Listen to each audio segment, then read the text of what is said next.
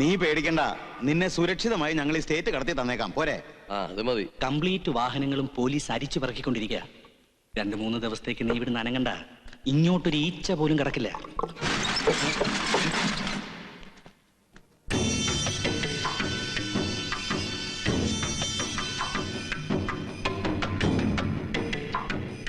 അയ്യോ, ഇതാണോ തുറപ്പൻ?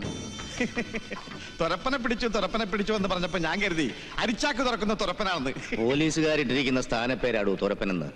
പിടികൊടുക്കാതെ എവിടുന്നും മുങ്ങുന്ന മിടുക്കനായവൻ അവസാനം നമ്മുടെ കെണി വന്ന് കുടുങ്ങി. പോലീസ് ഇത് മുതലാളി എന്നെ രക്ഷപ്പെടുത്തി എന്തിനാന്ന് എത്ര ആലോചിച്ചിട്ടും എനിക്ക് പിടികിട്ടുന്നില്ല. അതെ, മത്തായിയുടെ സുവിശേഷത്തിൽ പറഞ്ഞിട്ടുണ്ട്, ജനം ജനത്തിനെതിരായും രാജ്യം രാജ്യത്തിനെതിരായും തലയുയർത്തും. വലിയ ഭൂകമ്പങ്ങളും പല സ്ഥലങ്ങളിൽ ക്ഷാമവും പകർച്ചവ്യാധികളും ഉണ്ടാവും. ഭീകര സംഭവങ്ങൾ ആകാശത്ത് വലിയ അടയാളങ്ങൾ ഉണ്ടാക്കും. അതുപോലെ തോരപ്പനൊരു അടയാളം മാത്രം. തേവക്കാട്ടെ സർക്കിളേമാന്റെ തൊപ്പി തെറിപ്പിക്കാനുള്ള ചെറിയൊരു അടയാളം. അതിനു വേണ്ടിയാ നിന്നെ ഞങ്ങൾ പൊക്കിയത്. ഇതെന്നാ ബുദ്ധിയാ മുതലാളി? മുതലാളി, ഞാൻ മുഖസ്തുതി പറയാന്ന് വിചാരിക്കരുത്. മുതലാളിയൊക്കെയാണ് രാഷ്ട്രീയത്തിലേക്ക് ഇറങ്ങേണ്ടത്. ഞാൻ നോക്കിയിട്ട് മുതലാളിക്ക് നല്ലൊരു രാഷ്ട്രീയ ഭാവിയുണ്ട്. ഭാവി അങ്ങ് എവിടം വരെ പോവും? മുഖ്യമന്ത്രിയാ? ഞങ്ങളുടെ പാർട്ടിയുടെ കൂടെ നിന്നാലുണ്ടല്ലോ പ്രധാനമന്ത്രി വരെ എത്തിക്കും ഞാൻ. എടാ ആൻഡ്രൂസേ, എന്താ ചേട്ടാ? ഇവനെ നീ തല്ലുവോ അതോ ഞാൻ തന്നെ തല്ലോ? അതെ, താൻ ഞങ്ങൾക്ക് ഭാവി വളർത്താൻ നോക്കണ്ട. തന്നെ മുന്നിൽ നിർത്തി ഞങ്ങൾ കളിക്കുമ്പോ കിട്ടും നോക്കാം, അങ്ങ് നക്കിയാ മതി. മതി, സീരിയസ് ആക്കണ്ട വിട്ടാതി. മുതലാളി, എന്റെ കാര്യം എങ്ങനെയാ? പേടിക്കാതെടോ, ബോംബെയിൽ റിസേർട്ട് ഉണ്ട്. 2 ദിവസം കഴിഞ്ഞാൽ നിന്നെ അങ്ങോട്ട് അയക്കാം. അതുവരെ നീ ഇവിടെ സുരക്ഷിതനാ. നിന്നെ ഇവിടെ ഊരിക്കൊണ്ടു പോകാൻ തക്ക ചങ്കുറപ്പുള്ള ഒരു മോനും തേവക്കാട്ടവറാച്ചന് ജനിച്ചിട്ടില്ല.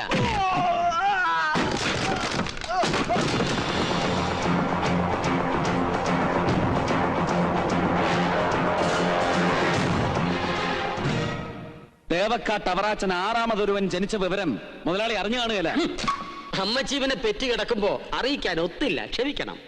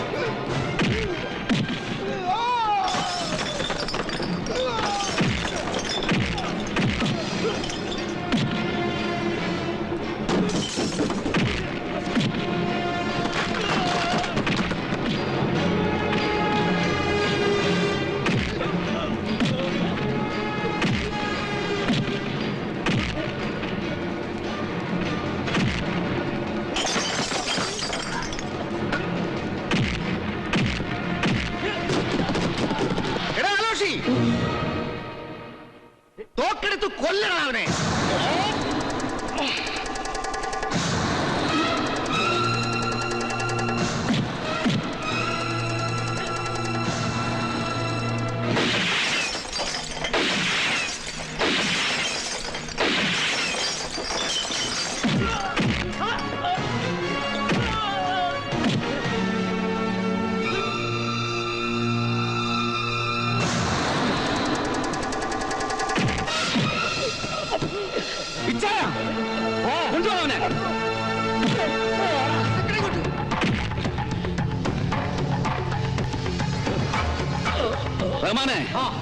വണ്ടി ഇറക്കണ.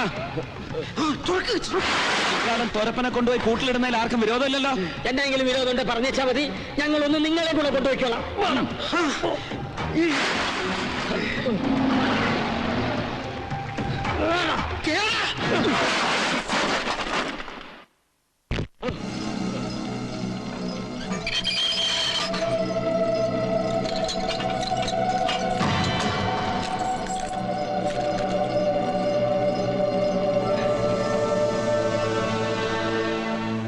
എവിടോ സർക്കിൾ തൊരപ്പനെ ഞങ്ങൾ പൊക്കിന്ന് വിളിച്ച് പറ.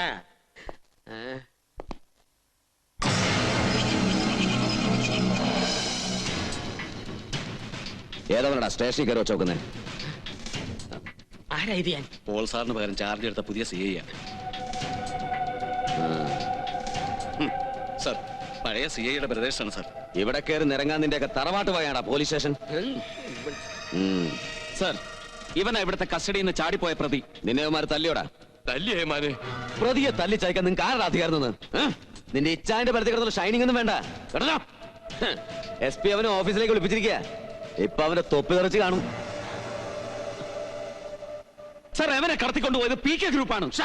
നീ നിന്റെ ഇച്ചാനോട് നാടകങ്ങൾ ചേർക്കാൻ മനസ്സിലാവില്ലെന്ന് അറിയോ? പ്രതിയെ കടത്തിക്കൊണ്ട് പോയി നീ എടാ. ഒടുക്കം പോലീസ് പൊക്കൊന്നായപ്പോ തല വരുന്നു. അത് കൊള്ളാം. നിർവീര്യമായ പോലീസിന്റെ മാനം രക്ഷിച്ചപ്പോ കുറ്റം ഞങ്ങളുടെ തലയിലാക്കുവന്നോ? സാർ ഒരുമാതിരി ചന്തയെ മത്തി വിൽക്കണം അറിയാമേ പോലെ സംസാരിക്കരുത്. തൊട്ടുപോരുത് എന്റെ ഇച്ചാന്. ഡ്യൂട്ടികളുള്ള ഓഫീസറുടെ കൈപൊക്കുന്ന റാസ്കൽ.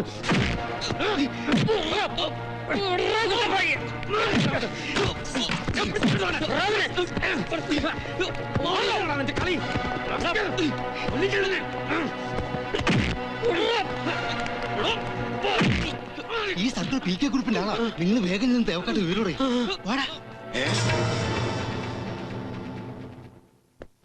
ഇത് വലിയ ചതിയായി പോയല്ലോടാ. സൈമ, വണ്ടി എടുക്കടാ. എടോ സർക്കിളെ, ഒരു തെറ്റും ചെയ്യാത്ത എന്റെ പിള്ളാരെ ഇങ്ങനെ ഇവിടെ ചകത്തിട്ടതിന് താ സമാധാനം പറയേണ്ടി വരും. ഓ, അതൊക്കെ ഞാൻ കോടതി പറഞ്ഞോളാം. അതേടോ, പറയിപ്പിക്കാതെ തന്നെ വിടുകയല്ല ഞങ്ങള്. ഒന്ന് പേടിപ്പിക്കാതെ പോടോ വക്കീലേ. ഈ കേസും കോടതിയൊക്കെ സഹദേവൻ ഒരുപാട് കണ്ടതാ. അമ്മാരൊക്കെ വിട്ടേക്കടോ. സർ,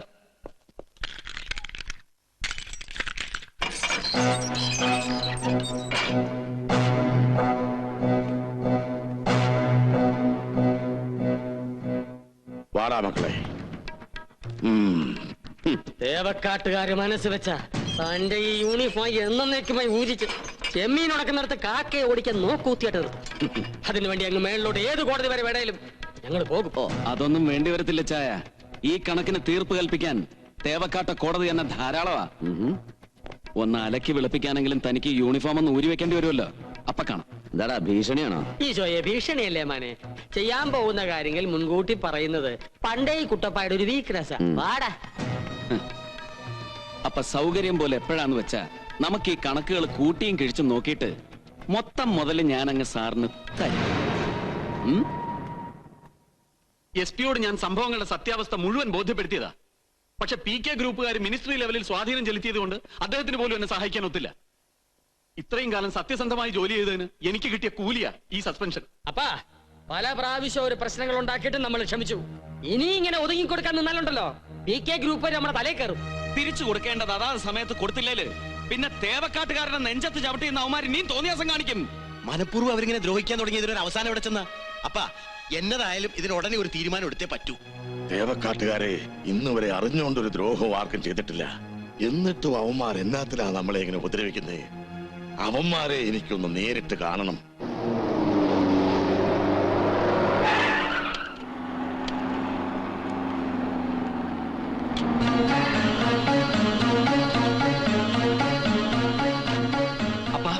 വേണ്ട, വരണ്ടായത് പറഞ്ഞതല്ലേ നിങ്ങളോട്.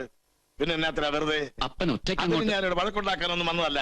എന്നാത്തിനായാലും ശരി, അപ്പൊ ഒറ്റയ്ക്ക് അങ്ങോട്ട് പോവണ്ട. പിന്നല്ലാതെ അവന്മാരുടെ മനസ്സിലിരിപ്പ് എന്നതാന്ന് പറയാൻ ഒക്കുകയല്ല. അവന്മാരുടെ മനസ്സിലൊരു പെനതാന്ന് അറിയാൻ വേണ്ടി തന്നെയാടാ ഞാനിവിടെ വന്നിരിക്കുന്നേ. ഞാൻ പറയുന്നത് അങ്ങോട്ട് കേട്ടാ മതി. നിങ്ങൾ ഇവിടെ നിൽക്കും, കേട്ടല്ലോ?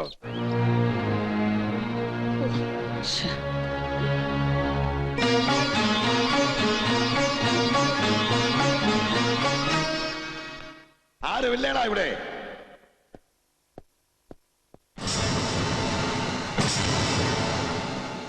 അയ്യോ, ഇതാര്? തേവക്കാട്ട വലിയ മുതലാളിയോ? ഒന്ന് അറിയിച്ചിരുന്നെങ്കിൽ അടിയങ്ങൾ അങ്ങോട്ട് വന്ന് കാണുമായിരുന്നല്ലോ. സർക്കിള് മോന്റെ തൊപ്പി തെറിച്ചെന്ന് കരുതി വിഷമിക്കേണ്ട മുതലാളി. ഞങ്ങള് വേണമെങ്കിൽ മോളിൽ നിന്ന് വിളിച്ച് പറയിപ്പിച്ച് ശരിയാക്കാമെന്നേ.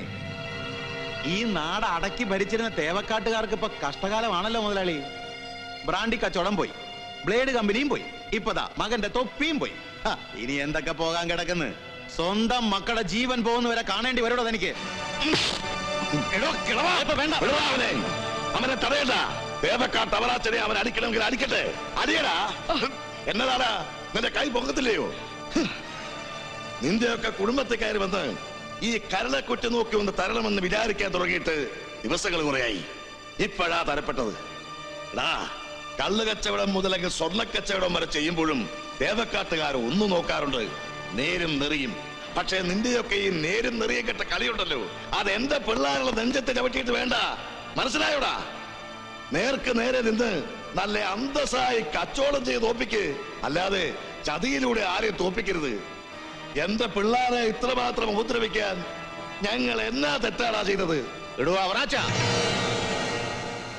ഞാൻ പറഞ്ഞാ മതിയോടൂ.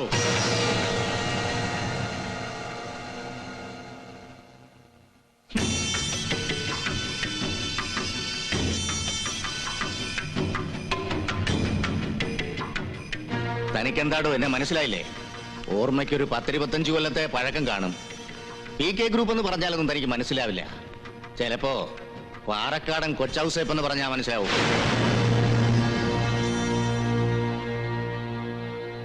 ആ, ഇപ്പൊ ഏതാണ്ടൊക്കെ മനസ്സിലായി തുടങ്ങി. ഒന്ന് ഞെട്ടിയത് കണ്ടില്ലേ? ഇനി ഒന്നുകൂടെ വ്യക്തമാക്കണമെങ്കിൽ ഞാൻ ഒരാളെ കൂടെ കാണിച്ചു തരാം. വാ, കാണണോ? കാണ്.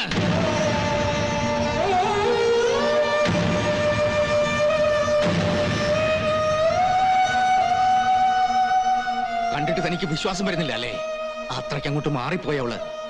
കാണ്, കണ്ട് രസിക്കുതാൻ. ജീവിച്ചിരിക്കുന്ന എന്റെ കൊച്ചമ്മണിയുടെ ശവം.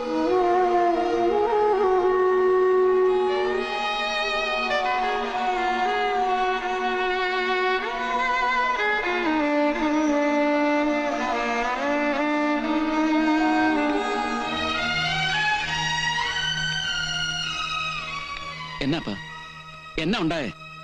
അപ്പനെ അവന്മാര് വേണ്ട, വണ്ടിയുടെ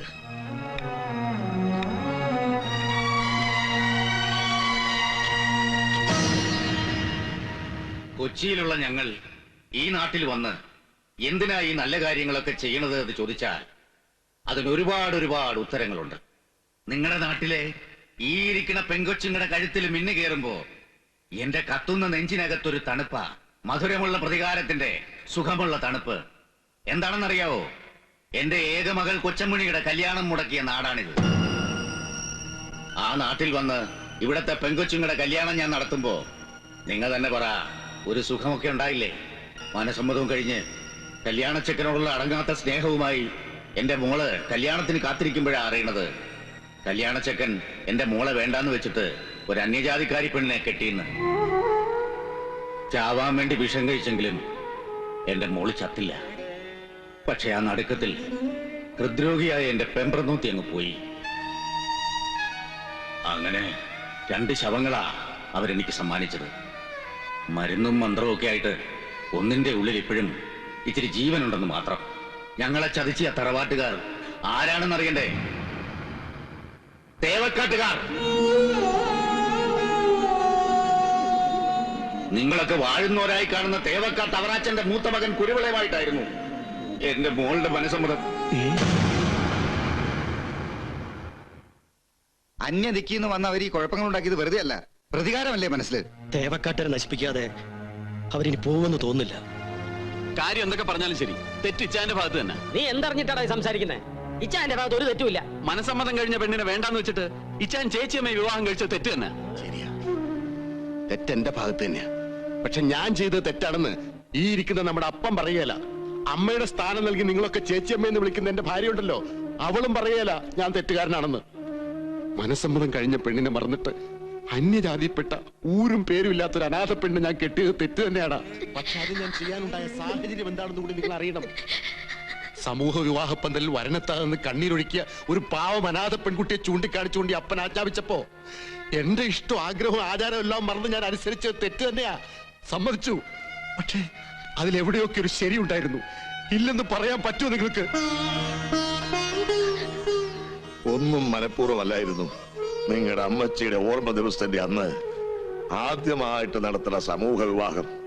നിശ്ചയിച്ച വരൻ കാലുമാറിയതിന്റെ കണ്ണീരുമായി നിൽക്കുന്ന ഒരു അനാഥ പെൺകുട്ടി. ആ കണ്ണീര് തുടയ്ക്കാൻ മറ്റാരും തയ്യാറാകാതെ വന്നപ്പോ ഈ അപ്പന്റെ വാക്കനുസരിച്ച് ഇവൻ ചെയ്ത പുണ്യമായ വിവാഹം. അതിന്റെ പേരില് എന്റെ മോനെ കുറ്റപ്പെടുത്താൻ ഞാൻ ആരെ സമ്മതിക്കല. കൊച്ചിയിലുള്ള സമ്പന്നയായ പെണ്ണിന് മറ്റൊരു ജീവിതം കിട്ടുമെന്നേ കരുതിയുള്ളൂ. അല്ലാതെ ഇതുപോലൊരു ദുരന്തത്തിലേക്കാവുമെന്ന് അറിഞ്ഞില്ല. അപ്പാപ്പാ, അമ്മച്ചി അവിടെ ഇരുന്ന് കരയുവാ. അന്യജാതിപ്പെട്ട അനാഥ പെണ്ണിന് ജീവിതം നൽകിയതിന്റെ പഴങ്കതൊക്കെ പതുക്കെ ആവാം. ഇങ്ങനെ കേൾക്കെ പറഞ്ഞ് എന്റെ അമ്മച്ചി വേദനിപ്പിക്കരുത്.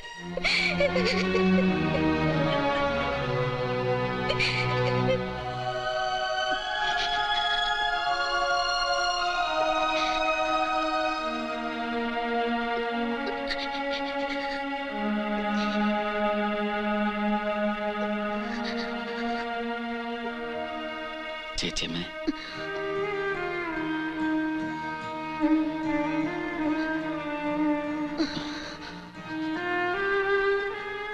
ചേച്ചിയമ്മ എന്നാ ഇത്? അവിടെ എന്തോ പഴംപുരാണങ്ങളൊക്കെ പറഞ്ഞു എന്ന് കരുതി ചെന്ന് ഊണ് കഴിച്ചിട്ട് കിടക്കാൻ നോക്ക്. അവരുണ്ടാക്കുന്ന ഈ നാശങ്ങൾക്കെല്ലാം കാരണം എന്റെ ഈ ജീവിതമെന്നറിഞ്ഞില്ല. ചേച്ചിയമ്മേ, നിങ്ങൾ എല്ലാരും ഇപ്പൊ വെറുക്കുന്നുണ്ടാവുമല്ലേ? എന്നതായി പറയുന്നേ? ചുമ്മാ ഓരോന്ന് ചിന്തിച്ച് വെറുതെ കാട് കയറാതെ. ഓരോന്നായി അവര് തകർക്കുന്നത് കണ്ടില്ലേ? ഈ തറവാട് നശിപ്പിക്കാതെ അവര് പോവില്ല. ഞാൻ കാരണം ഈ തറവാട് നശിച്ചു എന്ന് വന്ന ഈശ്വരാ. ഇല്ല, അങ്ങനെയൊന്നും സംഭവിക്കില്ല ചേച്ചിയമ്മേ. ഈ കുട്ടപ്പായി ജീവിച്ചിരിക്കുമ്പോ ഇവിടെ ഒന്നും ഇനി നശിപ്പിക്കാൻ സമ്മതിക്കുകയല്ല. ചേച്ചിയമ്മ സമാധാനായിരിക്കും.